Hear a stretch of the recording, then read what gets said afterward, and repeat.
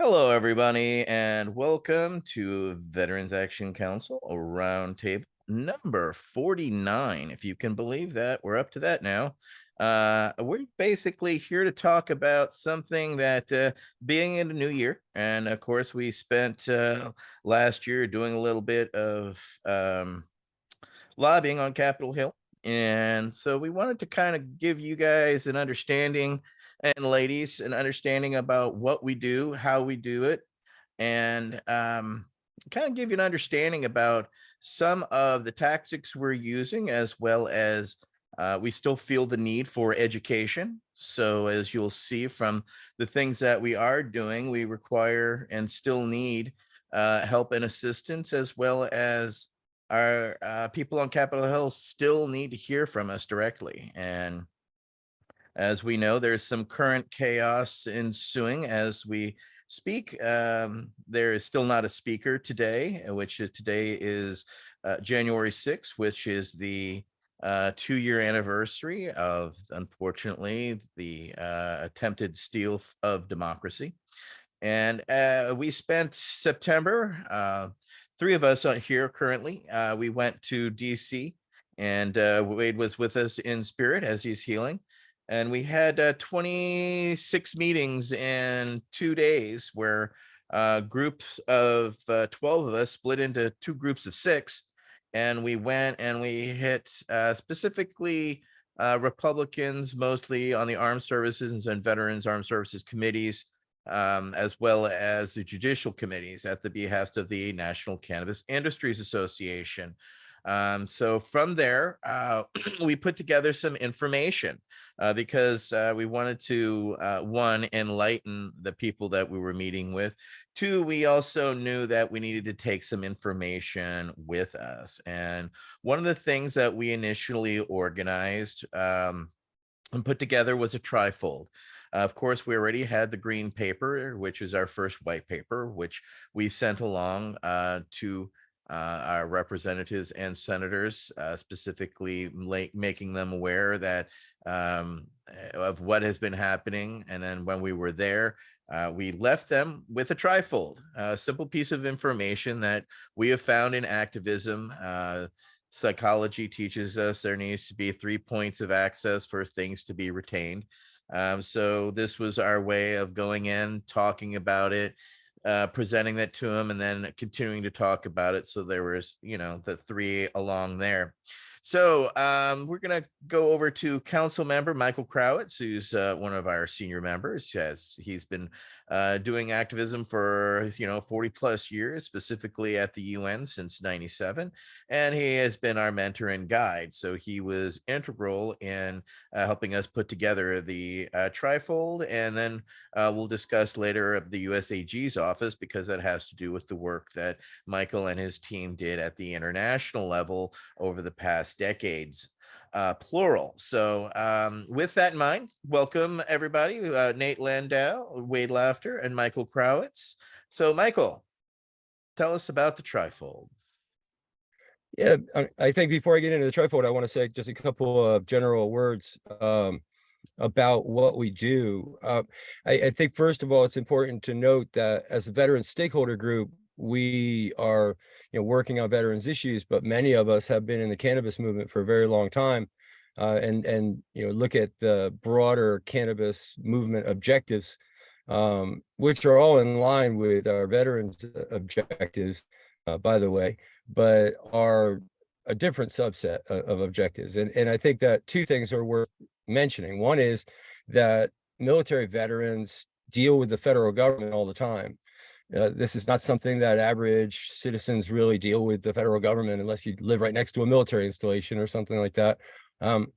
You really don't even see the federal government. They're often maybe the TSA at the airport or something like that is the closest that you come to actually interacting with the actual U.S. federal government. But having said that, we are all subject to federal laws. The laws that we pass at the state level often are limited in what they're able to do in their scope and because of the federal law. And then even more, the federal law is tied to international agreements that we've made around the globe, international treaties. And we've actually worked on all three of those levels. But as military veterans, I think we have kind of an edge really in some regards dealing with the system and some of the bureaucracy. And we've tried to take advantage of that as team players in the cannabis movement to help knock down walls where it's possible in circles that sometimes the rank and file cannabis movement doesn't have as much access, or maybe doesn't have as big a voice. And then the second thing I want to say is that as we're talking about different things that we're doing, I think it's really important to keep in mind that these are not alternatives. These are not like, oh, we could do this, or we could do that, or we could do this other thing. We actually have a lot of burners in the fire, right now. We have state level activism that's going on. We have federal level activism that's going on. And we have things that are actually happening as a result of law that isn't connected to either the reform at the state or federal level, but is ongoing. And we're going to talk about all three of those. So I think it's important to just recognize that fact abstract. Let me make it a little bit more pointed so you know what the heck I'm talking about. If you look at like rescheduling, often I'll say something about rescheduling cannabis. And the first thing someone will say is, well, we should deschedule cannabis. Well, descheduling cannabis is something we're actually doing. We're working on that with Congress. It's the objective of many of the bills in Congress to actually remove cannabis from federal Controlled Substances Act placement. But we are also working with the executive branch on changing the schedule through actual, what would you call it, bureaucratic means, or the mechanisms that are already in place in the law. That are just triggered by ongoing events that we'll talk about as well. So anyway, the trifold really focused on three general issues. We tried to make it simple, and we found that we kind of had to drop back a little bit. We're working on some really advanced issues in cannabis legalization and activism, but when you're talking to legislators and you're trying to pass laws, you really have to almost drop back to the 101. So cannabis is safe, right? Cannabis in wide patient populations used as an adjunct medication can be used without adversely affecting other treatments, without adversely affecting other health outcomes, and can be integrated into a health setting in a very productive way that produces a good outcome for the patients. That's cool. It's safe. It's also effective. That we have something that isn't just an obscure thing that is just a fad that people are going to find it isn't really effective. I think a lot of people are thinking that these days because of how wide scale the sort of I don't want to call it hysteria, but there has been a certain a level of grandiose expectations from cannabis products, CBD products especially, out there in the marketplace. There's good reason for that, but the reason is actually rather subtle. There's small patient populations that have almost no other treatment available to them. Just to give you one example, the release or the approval of Epidiolex, which is the FDA approved CBD medication that comes out of GW Pharma out of the UK. It's the only one right now so far that's been through the FDA pipeline, is available in pharmacies. Is there because children that were suffering from Dravet syndrome were placed in a experimental setting and testing of this medication, and found that it was effective and it worked for them. So it's effective. But why did they need it? Just so you know how intense this situation was. Some of these children were actually facing having parts of their brain removed as the next alternative treatment. And if they can use cannabis and effectively treat that, one step short of having parts of their brain removed, I don't think you need to struggle to show people why that is so important. So the final thing that we emphasized was equality. And this is something that isn't immediately apparent to people. I think when we were first starting to work on this in the Congress, there was a little bit of a misunderstanding that people were thinking we were trying to set up some special status for veterans by creating a Veterans Equal Access Act that made it possible for them to have their recommendations paid for by the VA. They thought that for good reason, because they don't have their recommendations paid for. But you have to understand, right now, our VA doctors aren't allowed by policy to write those recommendations. So the normal routine way that we do our thing, they get paperwork signed by our doctors and everything inside the VA, isn't able to be applied to that. That's the way we normally do things. That's the way that we have accommodated ourselves in our income to handle those expenses. So by asking us to set up a corollary medical doctor and medical treatment protocol just for that medical cannabis is asking a lot. This is asking quite a bit of veterans. So what we want is just to be able to be treated like anybody else. With the VA, again, we're federal patients. With us having to deal directly with the federal government, it just raises some issues for us. So equality, being able to go in any state and be treated at the VA with the same level of respect and the same high standard of medical care. Again, this is something I imagine we have unbelievably high consensus, even 100% consensus for across the board, but applying it for cannabis and making sure this works for cannabis has been a challenge. Thank you, Michael. And one of our members and friends, Carl Olson, wrote to us, and he basically wanted to communicate some things. So we wanted to communicate them as well. He said, one of the things I want is a distinction between medical and adult use, particularly if there is going to be a crazy federal excise tax. And of course, Carl is referring specifically to Schumer's tax, which is a 25% suggested tax, as well as Booker, whereas Nancy Mace is suggesting a 3% national tax. So that's just to give you an understanding. Continuing on Carl's thing, since there is no federal definition of medical, that is extremely difficult because it's the Controlled Substance Act rather than the Medical Substance Act. The key must be control. What we commonly call medical as opposed to adult use has more controls. And because of that, the DEA would read 21 USC 822D as having a stronger public interest where a lot of controls are in place as opposed to where fewer controls are in place. So there has to be some way in protecting people who are using cannabis because of some health related issue.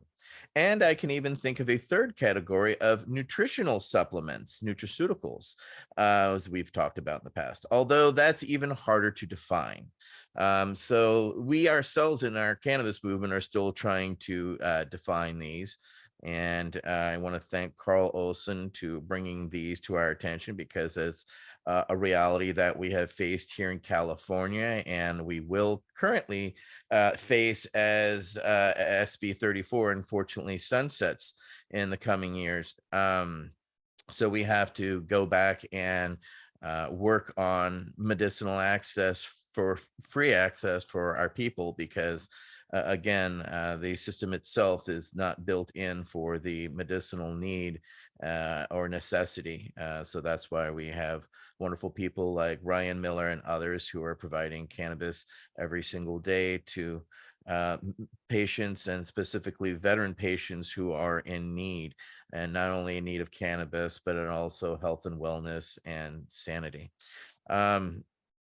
So as we have now gone through our initial ask, which was, of course, as we told y'all, which was the green paper, and then of course the trifold, which we left with all of the representatives when we were there, so that again we were making them and educating them. And one of the things we realized is a lot of the younger generation that is running the offices of these representatives and senators are very ill educated regarding cannabis. Some are quite educated, such as Joyce's office and those that were in the cannabis caucus, but they seem to be in the minority. And so that's why we felt the need to educate via the green paper, which shows the federal system that was set up originally by Patient Zero, which was Robert Randall, and with the assistance of his wife, Alice O'Leary Randall. continuing the ability to have medicinal cannabis is going to be something we're going to have to fight for. And so one of our members, Michael Crowitz, has worked at the international level for decades, and in 2020 got medicinal cannabis removed from the most harmful category, and therefore medical cannabis has been accessible around the world since December of 2020, which is just over 3 years, well, just over 2 years, going into his third year now. So we wanted to engage the United States government, and we did this past March, because of the work that Michael had done and changed the law. We wanted to also make our representatives and senators aware that currently the United States government is no longer in compliance with the international treaty that they used to berate us cannabis people about. And when I'm speaking more in toward or specific people like John Getman and others who filed petitions to reschedule cannabis, which some went over a decade. And the final response was always from the DEA that we are in compliance with this particular treaty. And so therefore we can do nothing regarding medical cannabis. Well, thankfully to Michael Crowitz and the team that was there in Vienna that changed the World Health Organization's views, as well as the United Nations decision-making around medical cannabis. We wanted to engage the United States government and ask them why. Why were you not? Why are we no longer in compliance? Well, because if we were in compliance, medical cannabis would be accessible in all 50 states and territories. So, Michael Crowitz, will you explain this to us so that, let's go layman here so that, let's explain it at the most basic level so people can get an understanding about why we engage with the U.S. Attorney General's office and why was there a need for a letter? Yeah, thanks, man. So I think start at the beginning, right? So our federal law was passed in 1971, the Controlled Substances Act. And I think in that same year was our first cannabis movement attack to change the schedule, to reschedule cannabis, the normal petition to reschedule. So you're talking way back. I mean, we're going all the way back to 1970s, early 1970s with our cannabis movement in a continuous effort to change the schedule placement of cannabis ever since they created this law and created the schedule. And even to go back even before the beginning that I just stated, it's important to understand that this was never done before. What was done in this law, the Schedule 1 placement of cannabis, as it's written in our federal law, says that cannabis has no medical value, no accepted medical value in the United States. And as such, it has a whole bunch of restraints and things on it. One of the practical considerations is you can't just write a prescription for marijuana. You can't just write a prescription for cannabis. You have to have that prescription pre-approved by the DEA. Otherwise, the prescription itself is illegal to write for cannabis. So it's really tricky. It's quite complicated what they created in 1971. What they had replaced, two things about it. One, it didn't outlaw medical cannabis. The previous law allowed for medical cannabis. Now, it was onerous. You had to have a tax stamp or whatever, but there were still doctors and patients that were using cannabis legally in 1969, 1970. 1971 shut that down. And that's wrong. That was, I think, really, in a bigger picture, the place where we went out of compliance, and not just out of compliance with treaty, but out of compliance with everything, all the standards of human rights and stuff like that, because all of a sudden we were blocking medicinal access. And later it would be shown that it was even blocking research. It even blocks your ability to even research cannabis, not completely, but enough to prevent most of the advances that we found in the field from being, understood by the federal government and explored by the pharmaceutical sector. So yeah, it's a problem. We, don't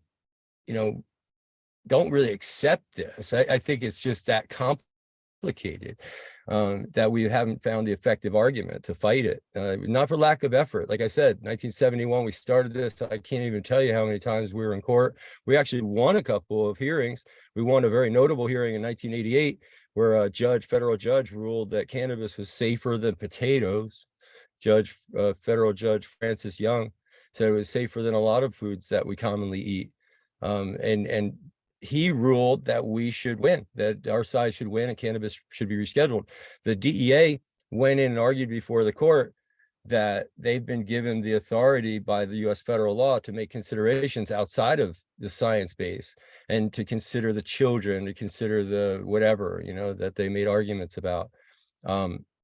Really unfortunate, because ever since '88, we really should have had cannabis in a different schedule that allows for easier research and allows for at least some limited prescription access, and to see where that leads. The industry that we've set up today really doesn't even understand or hasn't really been able to conceive of what that means to them as far as rescheduling.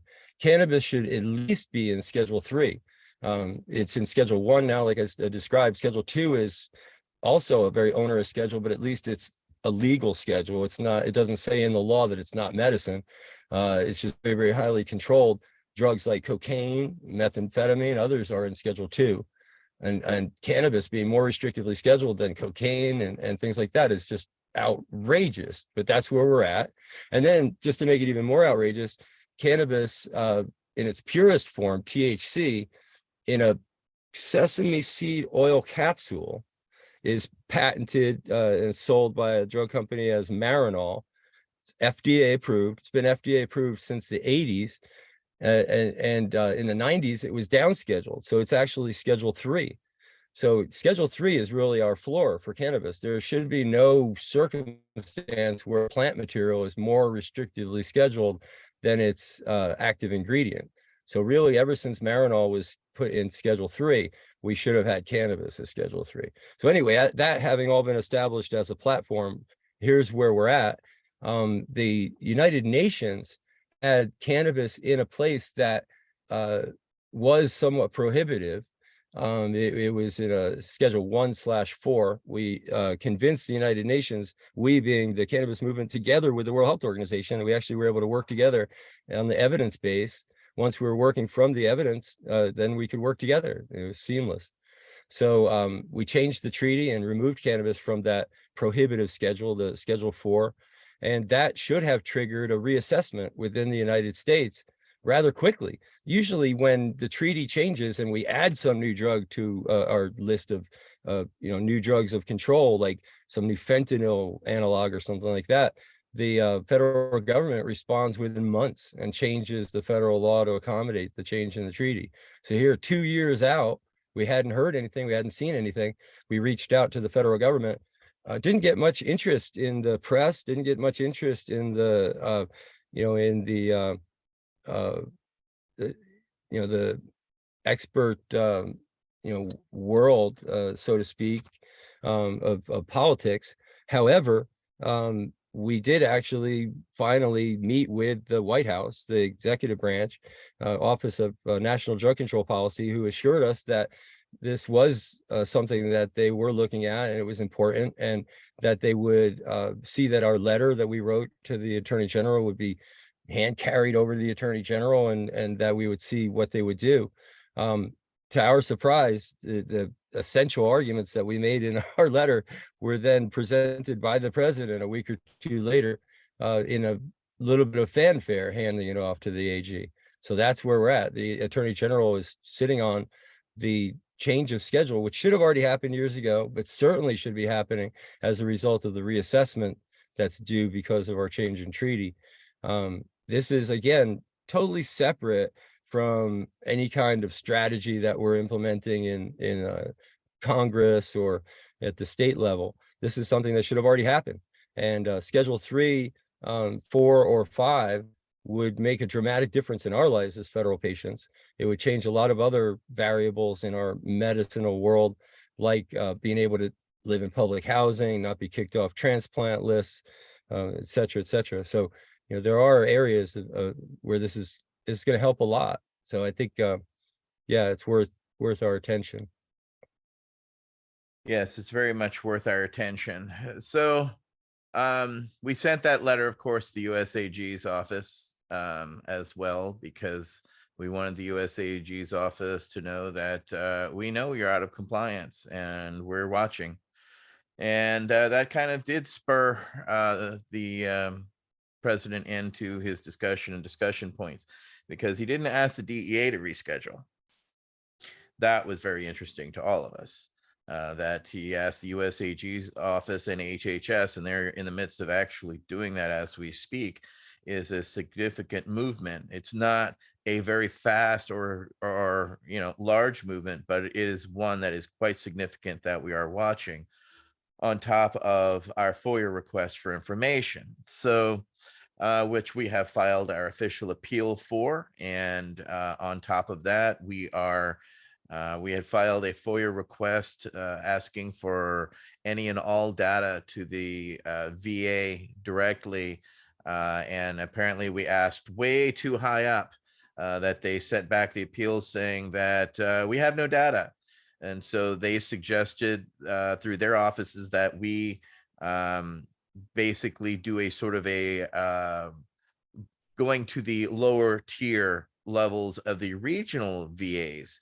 And we this week as well filed our appeals, as well as filed our FOIA request through various regional VAs across the United States this week, asking for any and all cannabis information. And then we're also going to be asking for any and all cannabis research as well next week. But this week, Michael did the unenviable task of making sure that we put the FOIA request out specifically and to those regional offices so we can get them in there. And we've already received letters of responses from specific offices making us aware that they have received our request for the data, which is what Michael was also an integral part in changing back in 2010. At the bottom of your medical VA information now, there is a check mark for medical cannabis. It was updated in 2011 and 2017. And so we are seeking all that data because it's going to show probably the largest research on humans regarding cannabis, because we are federal patients, and that is now listed, and that information should be kept somewhere. So we asked too high. Now we're going a little lower to see what actually happens there. So Michael, did you want to speak toward that tool set that we're working on? Well, actually, before we get into that, I had one more thought. When you mentioned Carlson, it reminded me, Carl pointed out a very important detail about this reassessment that the Attorney General is doing. From what we've gleaned from the press and from the released information so far from the White House, the president has asked for the Attorney General to reconsider the scheduled placement of cannabis without considering the quote accepted medical use. And that's a nuanced thing. I want to explain why that's so important. In our US federal law, it gives these criteria to change the schedule. And again, that's where we've been mired for 50 years in court, is over those criteria. Is it accepted medical value? Is it safe? Can you use it under certain circumstances? Whatever, these 5 criteria in the law. The section that is in our Controlled Substances Act that calls upon the federal government to do what they do with the treaty, actually written in that section, it avoids that. It what do you call it? Bypasses that other code section. Literally, it bypasses. So that those criteria, that whether it has accepted medical use or not, whether it satisfies these 5 criteria or whatever, is completely irrelevant now. And I think the fact that Carl pointed out, which was that they're not considering the medical use, that they're actually just looking at the real use and the harms that they found in the use of it in the States, is extremely remarkable. And it also, shows how this actually works. Sometimes you need to understand a little bit of the nuance of the law to understand why it is that we are exactly where we're at. But the FOIA request, Al Byrne, I'm sad that he's not here with us right now, because Al has been the champion of this data collection for quite a while. And if you think about it, with the VA being national and with us having so many states that have medicinal use of cannabis and so many veterans that have participated in these programs from the very beginning, many of them willing to even share their documentation at the VA and everything and follow these steps that were in our VA policy to actually get this documented. Well, that documentation would be very important. It would be incredibly telling. It's almost like one of the biggest open-end cannabis experiments in the world. And if we can actually look at that data in any sense, you can actually learn a lot about cannabis and about veterans, how they use cannabis, how it is effective for them, etc. This has been a challenge, a little bit more of a challenge than Al or I expected to actually get this information from them. We sent in a FOIA request that was very straightforward, and they said they didn't have any information to give us. So we refined the request, actually took language directly from their VA policy, which is very clear as to where the data is supposed to be. We sent it back to them in an appeal, and we'll see what happens. And then, as Etienne was saying, we further, given the advice of the people within the system of the VA, FOIA system, they gave us the advice of where else to ask within this huge system to find this data. And we followed that advice and now have asked a whole bunch of local area Veterans Health Administration facility-based FOIA requests. So we'll see what we get back. But it's a very interesting exploration within the VA. And at the very least, if they know nothing and can say nothing, that in itself says a lot. And I think maybe says more than anything. And we may not get the data there either. We don't know. We don't know if it has been collected, because at the high end, it hasn't. So this is, again, what we're exploring. So as we are continuing this discussion, we do have some asks, and these asks come from 2022. And so I'll read them out because as we come to 2023, and then I'm going to open the floor for discussion of some other things that we'd like to see. Now, remember, we're talking federal here. There are things that we each need to do in our own state. And I know Nate, Ryan, and I have worked, and Wade have work to do here in California. But here are our asks. This is a V.A.C. that we have voted on, had discussions on, at least these top 9. Okay, so as federal legalization becomes a reality, please remember that the V.A.C. demands that any law set to address cannabis at the federal level immediately facilitates veterans' access to medical cannabis and related care through the VHA medical and pharmacy system. 2, expands the federal compassionate investigation to help the new we want a completely investigative new drug program outright. The one that existed was growing substandard cannabis, and we don't want that. We want it revamped, and we want a new program and products comparable to the over-the-counter available products in legal states, especially for medicinal. That's definitely very much a need. Provides for the VHA to grow cannabis for veterans participating in the expanded IND program and occupational therapy programs. Why shouldn't the veterans actually grow the cannabis for our veterans, right? You know, we are doing that currently behind the scenes. Why can't we do that federally, right? Promote and support home cultivation and medicinal access to a broad variety of plant material and cannabis products, especially those grown by small farmers for use in traditional and complementary medicines. 5, provides for a cannabis voucher system along the lines of what's going on in Canada. That's basically the Canadian system has a disability system based off of your disability rating. And if you have 100% rating, you get 3 grams free per day. That's correct. 3 free grams per day by however modality that you want it.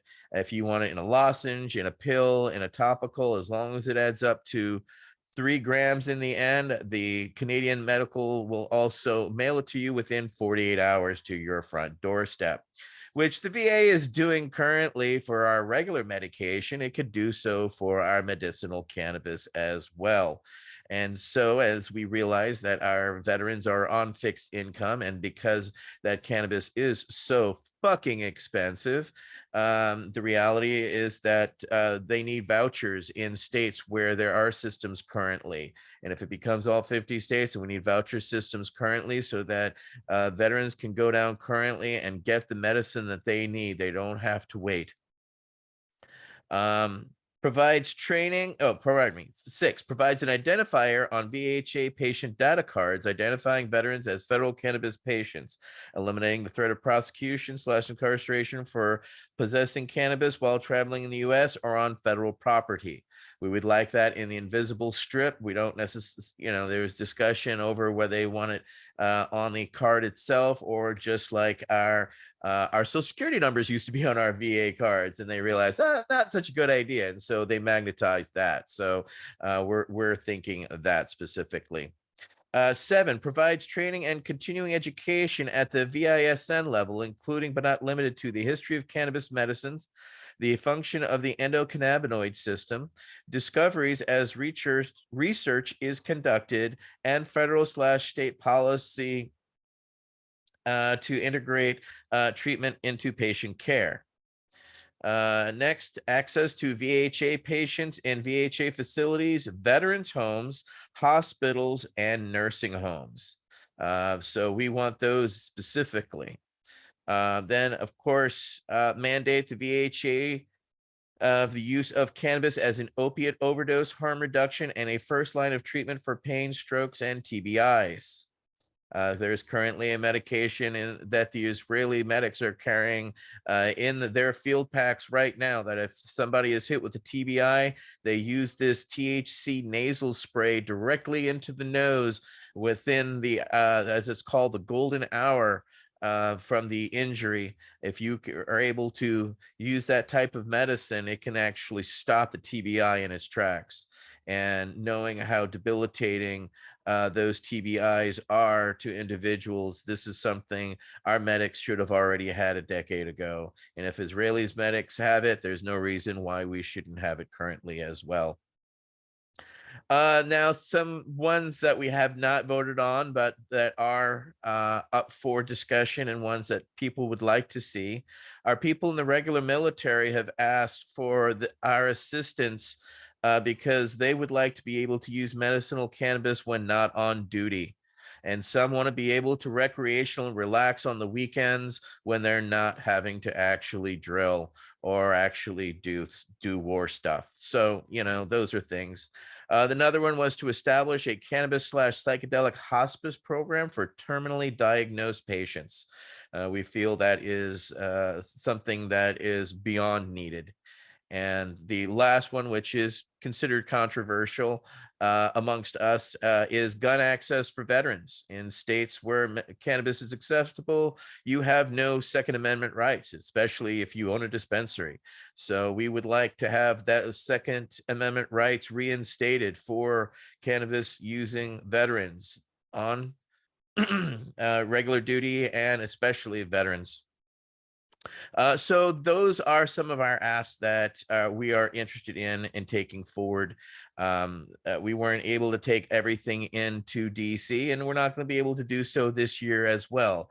But those are the things that we would like to see federally. So at this point, we're going to open up the to the other members. I want to thank Ryan Miller has joined us. Nate Landau is here, Michael Krowitz, and Wade Laughter. Please raise your hands so we get into what would you like to see federally. And as we open up the thoughts of the ideas, we're working toward access for all of our veterans brothers and sisters by any means necessary. So it doesn't mean there aren't creative ways of arriving there. However, we all have necessarily different asks that we're looking for specifically. So as I open up the floor, what would you like to see? So who would like to go first? Don't everybody jump at once now. Nate, you're also our beacon on the hill in Sacramento. well, it's or in the swamp there in Sacramento, depending on how where and who you talk to. But you have your finger on the pulse there, so you know what's happening in the state. So what do you want to see federally happen? I want that to make this very easy if you want to get involved as a business owner and hire vets. There should be a lot of local governments, at least in California, make you have a community benefit program. And I think hiring veterans or being veteran owned is a very easy way to fix it. I think veterans should be considered an equity applicant. The equal access in all 50 states, like the Councilmember Brian Buckley said, when you go to war, you're not going to war for New York or for California, you're going to war for the United States. So because you happen to live in Texas doesn't mean you shouldn't get it. PTSD doesn't discriminate by your geography. Like, oh, you're in a traumatic event, but oh, you live in Texas, you land there, oh, it's all gone. No, it's in your head. It's not going away. So I would say those are my top asks. I would say public, we're not, right now, we don't have our Second Amendment. We have to operate in cash only. That's the thing that could be easily fixed with the State Banking Act. It's so overdue. Like, I'm focusing more on this. Like, we have a very good long-term, but I think this year, the State Banking Act and recognize veterans as social equity applicants are my top two asks. Well, thank you for that. That's good to know, and that's very noble. Wade, you're recognized. Yeah, thank you, Jen. I want to speak strongly for patient access, not just for veterans. And specifically what that means to me is if a person has been recommended by their physician to use cannabis for whatever benefit it might provide to them, it should not be taxed. No other medicine is taxed in our country. And I'm sorry, but the reason we have legalization is there are some people who actually need cannabis to preserve their life or the life of their child, to make reference to Mike's mentioned earlier, epileptic children, an area that I've done some work in. And many of those kids, not just having surgery to remove parts of their brain to try and control seizures, but in a whole array of problematic pharmaceutical drugs are given. And if none of that works, I know families who have been told their child is going to die. And I know actually one family right here in Nevada County whose daughter died at the age of 16 months from seizure disorder that was uncontrollable. And so it's a real thing. And meantime, as veterans, many of us are subject to some sort of disability or trauma as a result of our service. And cannabis has much better effects. Again, it's medicine. How to designate it as cannabis as medicine, I'm not sure about that, how to do it in the product chain, supply chain, et cetera, Zhao. But it seems to me a simple place to start is if you're working with cannabis to treat some condition based on a recommendation by your physician, be they from the V.A.C or a private physician, there should be no tax on the products that you receive. That's a big one for me. No, that's huge. And I was the test case for the state of California for the taxation of medical cannabis. And, I was told to take the dive because they wanted to take, and if somebody probably wanted to fight that in the state of California, it would probably take a nice hefty, run through the state Supreme Court. However, it's still a worthy effort to fight. I don't have the funds to do it. I fought the original one and it cost me millions of dollars, as well as I had the former head of the State Board of Equalization as my lead attorney from California. And he's the one who came and told us that the state says you're going down and they're going to tax medical cannabis. There's nothing about it because we were literally the finger in the dam holding it all back. And yeah, that was the reality that I encased. And that was over, there was no specific law in California for taxation regarding cannabis, and it wasn't until 2007 that they decided to start about talking about taxing cannabis. And so what they did is they decided to go back 3 years and 7 years. 3 years to those that had been paying their taxes properly, and 7 years to those that weren't paying their taxes properly. BPG was paying their taxes properly. So we declared all of our cannabis that we had as non-taxable medicine. So the state of California went in and took exactly that amount that we did over those 3 years and came back to it and said, you owe us in this money. And that turned out to be 3-point-something million, which then ballooned to $7.2 million over penalties and fees while fighting the system. And so, yeah, so just giving you guys an understanding, I have an intimate understanding at the California level, and I completely agree it should not be taxed. However, there's still a case, I think, to be fought about medical cannabis if somebody wants to ever take that case on. That's something maybe we can talk to some pro bonos about in the future. Regardless, Michael Crowitz, you have some other asks as well, my friend. Thanks, man. Yeah, I do. My ask for the new year is, I was trying to think of how I can make it. It's a simple ask, but it's not so much the ask itself. Is just the way that we're working, and it made, let's call it a hope instead of an ask. And what I hope for is the system itself to coalesce around an approach, and to kind of get with the program, figure out where it is that we actually are. And the reason why I say this is, one of the things that we did to spur legalization, to get the ball rolling, to work with conservative lawmakers in states and at the federal level, was to emphasize the revenue that you can collect with cannabis legalization. The revenue is not and should not be the driving force of your pursuits here. It's a sort of a dead end street. If you're looking at that, you need to be looking at sustainable development. It's growing things, it's farming. You need to look at it from that perspective. Sustainability is your I think your number one goal, and equity and sustainability. Equity is part of sustainability, but I'll actually emphasize it. It is part of sustainability. But anyway, what we've got is a situation where people are looking at the numbers of cannabis illegal under prohibition, and then in the transition expecting those kind of numbers back from endeavors, industrial business operations endeavors, what our cannabis industry, which is unrealistic. I think that, and I've only been able to really articulate this over the last few weeks, but I feel like this is very strong for me now, that if you're working on a business model that completely hinges around the status quo as it is now, I think that's a mistake. The transition is going to be pretty severe for some, maybe for all. I mean, look at it this way. There's really no reason in the world why I would ever expect a produce item to be grown indoors under lights in New Jersey rather than being just shipped in from California. I mean, just if you say it that way, not looking at it as cannabis being the produce item. But that brings me to where we're at.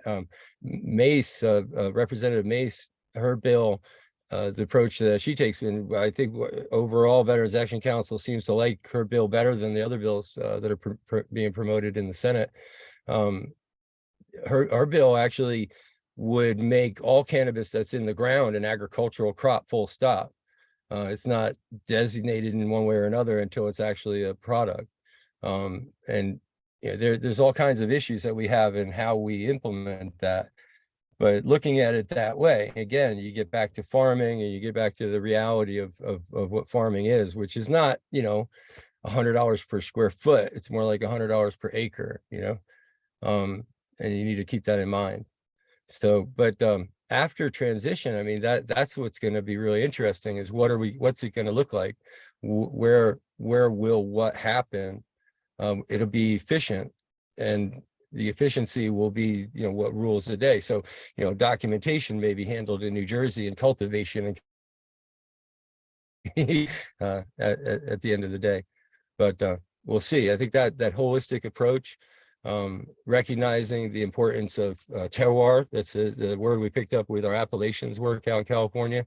We have terroir that's badass, not just in California, but in many places around the United States and around the world, where we're going to hope to get really, really high quality, diverse, sustainable cannabis from, that's grown outdoors under the sun, near the equator, getting away from genetic issues and everything else. So that's where we need to be focusing on. And there's a bunch of things that we haven't even started working on: trade issues, trade law, trade bills, under the U.S. Department of Trade and Labor, and patents and trademarks and stuff like that. That's where we're heading with some of our cannabis stuff. And then, handling hemp. I haven't seen enough, and it's another hope. I hope we can get more constructive conversations between the cannabis and hemp movements, and a holistic approach, because respect, hemp is legal. It's gotten over these hurdles. Cannabis should not be hurting hemp, politics wise, policy wise. At the same time, hemp has some issues that we need to work on. So these are the things that I think are, this coming bill is, this coming year is going to be really interesting to see. Our most favorite bill is a Republican-led effort. If the Republicans can actually seat the House Speaker and get moving, I say that in jest, of course.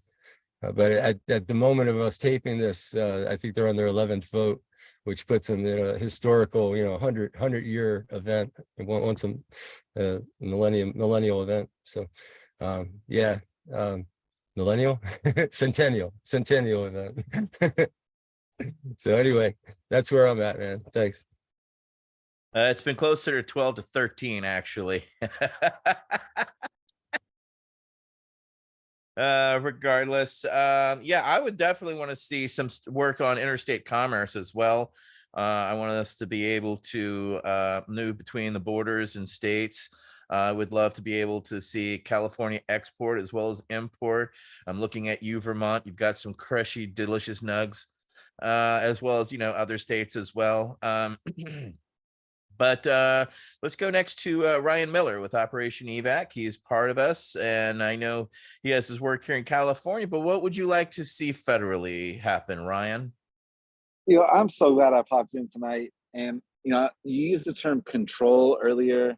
And I just, initially when California came out with the Bureau of Cannabis Control, I always thought that if they called it Bureau of Cannabis Access, it might have all shooken out a little differently. So I'm glad to hear about that. I was glad to hear about that nasal application. I've never heard about that before. That's mind blowing. And then like the treaty issue, I'm glad that you brought that up. And so what I would like to see the feds kind of align themselves with is like all their treaties, particularly with Native American folks.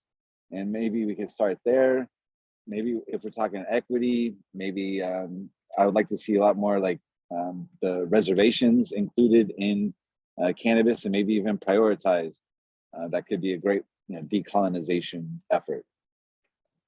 Yeah, and that's all I got, other than like my gratitude for all of you for doing this. I love those policy points. They're fantastic. So thank you all for your hard work here. Well, thank you for joining us, Ryan. It's always a blessing to have you, and thank you for the work that you do and continue to do. We appreciate you greatly.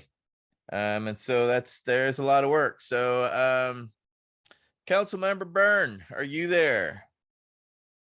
We've kind of gone through the you kind of came in a little late tonight. We did the trifold. We went through USAG. We talked about the FOIA requests. We've talked about our asks, and we've kind of going through our own personal asks. We read Carl Olson.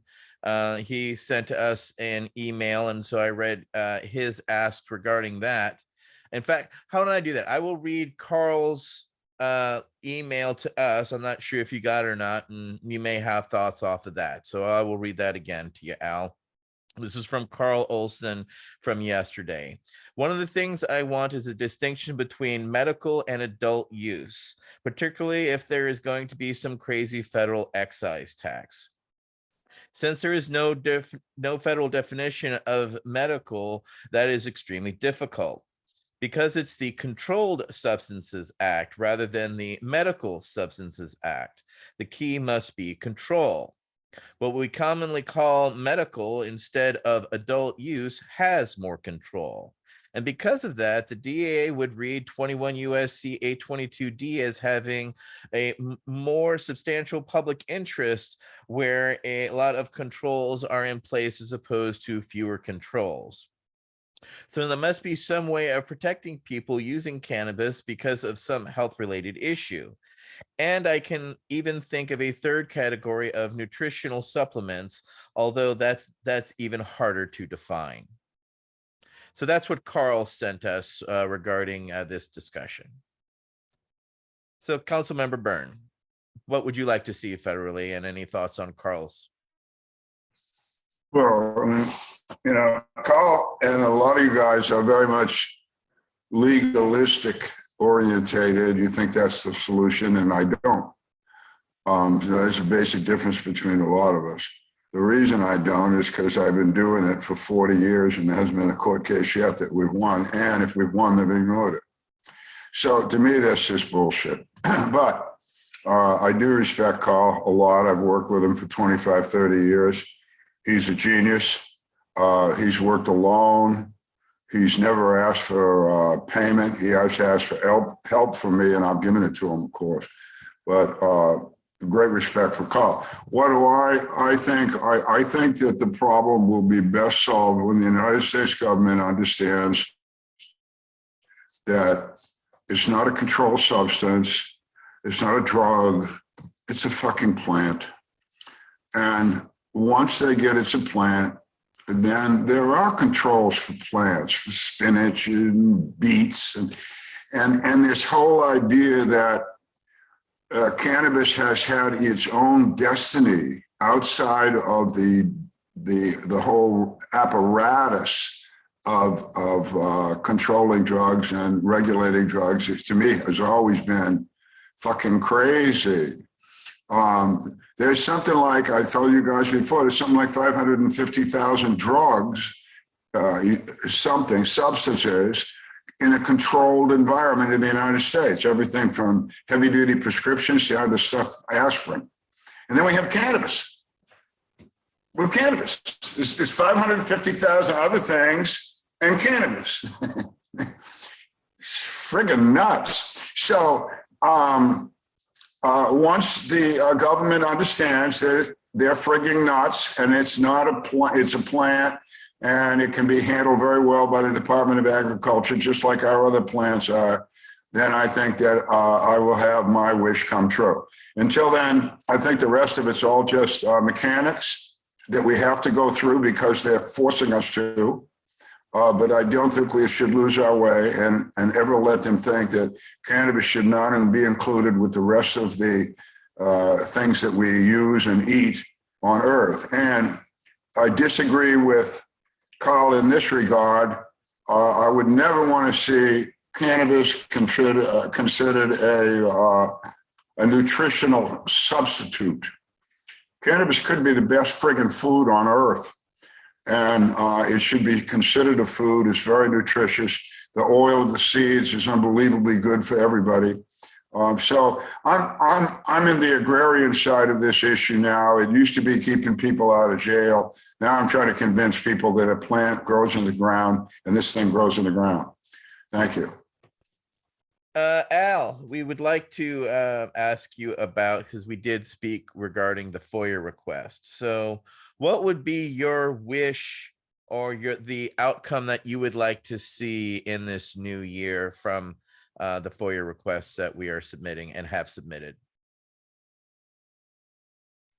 Well, I mean, the ultimate goal is to get data from the VHA for the millions of doctor visits that have been made by thousands of veterans all over the country, both sexes, over 12 years.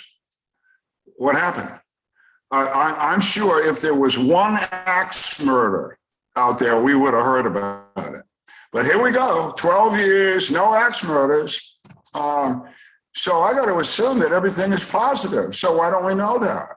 So there's two things we're going to find out here, and then there's a sub thing we're going to find out. First of all, we're going to find out if the VA is really, or VHA is really interested in cannabis and veterans' health. How are we going to find that out? If they have the data and they give it to us, we'll look at it and we'll understand what they've given us. We'll find it, figure it out. Maybe they don't have the data. Maybe they don't have any. Millions of patients, 10 years, 12 years, they don't have any. Well, that tells us something else, doesn't it? They're friggin' imposters. So then the other thing is, what happens if some of them have it and some of them don't? I mean, that's sort of the treatment we have right now in the United States, folks, if you don't know about veterans treatment in the VHA and cannabis. ETN lives in California. So does Nate. They go VA, cannabis is fine. That's right now in Kansas. If they go to the VA and say there's cannabis, they say go home, come back when you're clean. Well, that's another immoral, medically unethical. Here I go again. But it's true. So I want to see this equality thing. I know you guys must have talked about that already. And I think that's so important. We have equality of treatment for all of our vets from all of the wars, no matter who the hell they are and where they were and what sex they are, any goddamn thing. They're veterans. They should be treated the same, and they're not. That's a national shame to me. I was an officer of the United States Navy, and I'm goddamn proud of that, but I am not goddamn proud of the way I'm being treated with my brothers and sisters. I'm not. And until that stops, I feel shame. And I hope the hell who's ever listened does too. And I hope the hell you'll do something besides putting it off till next year while 50 or 60 friends of mine or brothers of mine are killing themselves every day. I'm not happy with this whole situation. I think the audience can tell that. And I hope you know I'm not happy and that my unhappiness has rational, reasonable basis to be that way. And that basis has to change. So I'm rambling, I'm sorry, but the FOIA will give us a chance with paper to evaluate the performance of the entire Veterans Health Administration service over a 12-year period. Either they did something good or they failed completely or they're somewhere in the middle. We'll find out. Yes, we will. And we'll find out together and we'll let y'all know as soon as we know it. Yeah. So, well, Happy New Year, everybody. It's a new year. It's 2023 now, and we got our work cut out for us. And we'll figure out what we're gonna do. We've given our discussion points over this past hour. And I would like to thank our council members tonight for joining us: Nate Landau, Wade Laughter, Michael Crowitz, Al Byrne, and Ryan Miller, for an enlightening discussion on cannabis at the federal, state level, and most importantly, the national, international level. There's a lot of work that we're going to continue to do. We're getting ready to do work in March at the UN, and we're going to continue our work nationally with our FOIA requests and letter to the AG's office to see what actually transpires in the United States in 2023. So stay tuned. This one's still writing itself, but we're excited to see where this journey takes us. And I couldn't think of a better group of veterans to walk alongside to take that journey with. I'm inspired by all of you, and our work together hopefully makes the change that we hope to see. And that's what I appreciate about the work that we do. So love you all, appreciate you all. Thank you, everybody, for joining us for our V.A.C. Roundtable number 49, our